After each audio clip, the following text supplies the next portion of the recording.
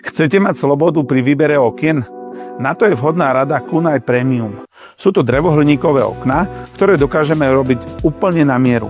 Tu bola požiadavka zákazníka v tom, že chcel mať dubové okná, ale osadené v čiernych rámoch.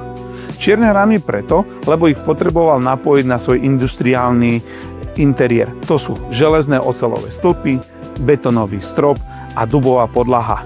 V tejto rade sme to zladili tak, že zakomponovali sme bezrámové okná, do toho sme dali otváravé alebo HS portálové časti, ktoré sú v dube a rámy sú prevedení čiernej black spojené s industriálnymi železnými prvkami.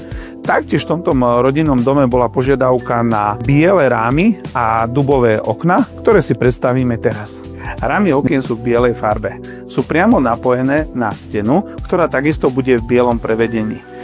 Tieto rámy môžu byť v rôznej farbe, nemusí to byť len bielej, ale dokážeme zakombinovať rôzne RAL farby.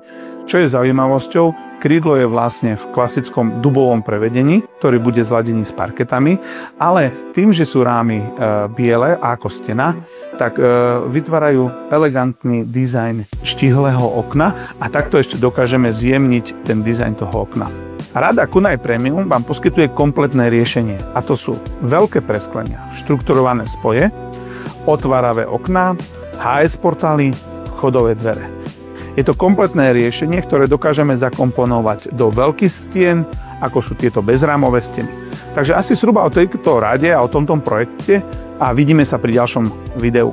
Dovidenia.